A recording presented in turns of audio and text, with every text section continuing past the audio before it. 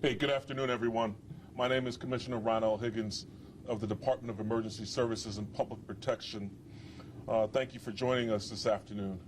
I want you to know that we are monitoring any potential effects of the 4.8 earthquake that was centered in New Jersey at about 10:23 a.m. today. The State Emergency Operations Center is partially activated, and our state and private sector partners have joined us in the monitoring.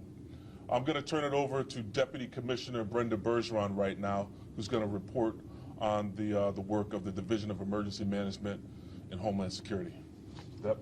Thank you, Commissioner.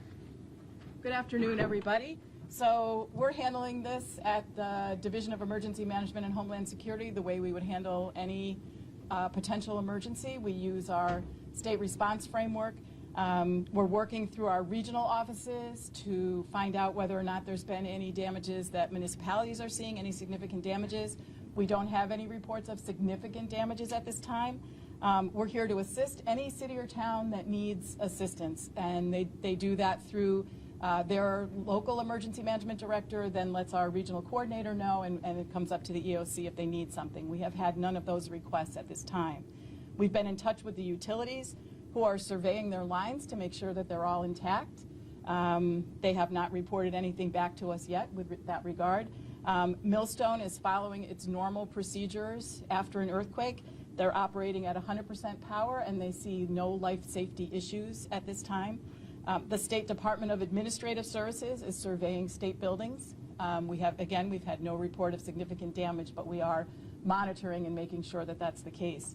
The DOT has no reported concerns from their field, but nonetheless, in an abundance of caution, they are doing visual inspections of bridges and critical bridge infrastructure, just to make sure, and they're not hearing anything from the field at this time.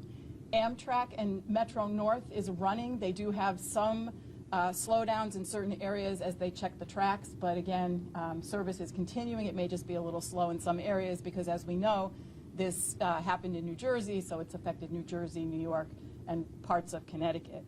And then finally, Bradley International Airport was in a bit of a pause for a little while airport staff and Connecticut State Police did an inspection to make sure that the facility was okay, and they are back and running. So with that, we can take any questions, but that's our report. We're monitoring. We are not seeing any significant damage, but we are in partial activation and continuing to work with our state, local, federal, and private sector partners on making sure that everyone is safe and sound.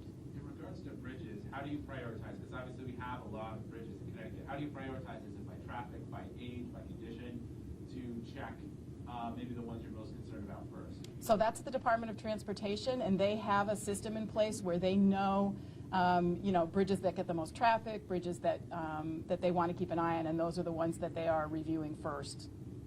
You said no significant damage. Has there been any type of damage? The only thing that I've heard personally so far, and it's been anecdotal, are some people may see a little bit of cracking in certain places, but we have not heard of anything structural at this time. But that's why we are still in partial activation and continuing to monitor, just to make sure that there are no significant issues. Are people supposed to call somewhere specific? So we have a system in place within emergency management that if an individual has some concerns about their home, they contact their local emergency management director, and that person will contact our regional coordinator, and they will let us know at the EOC if it looks like it's a significant event.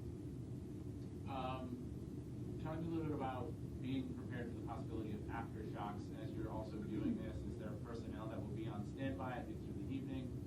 That's a great question. So our regional offices are on call 24/7, and we have other staff that's on call as well, including Josh Singranelli, who is both the Region 3 coordinator and also one of our star meteorologists helping us through the system. So the towns know that if they have something day or night, they can call their regional coordinator, including on issues related to aftershocks. I know you said you're not hearing any issues from towns. Are you giving them any guidance on, reminding them to check, say, old buildings? There's obviously a lot of old stone buildings around the state. What kind of guidance are you giving them on the things you want them to check? So the regional coordinators have reached out and polled their towns, and we have information on our website which is ct.gov/DEMIS, and there's a section on earthquakes that has information on checklists and things to be concerned about. Is there anything you want to add to that, Josh? The only thing I would add is, I know a lot of people are at work and school, so as you get home, certainly do a quick evaluation of your home, your structure, and if you notice any of those cracks, we want you to report those to your emergency management director within your municipality. Do you feel like this is a good, example of the system working? Have all the parts been moving correctly thus far since this happened this morning? That's a great question. So we exercise frequently, and we've just been through a very long activation during COVID.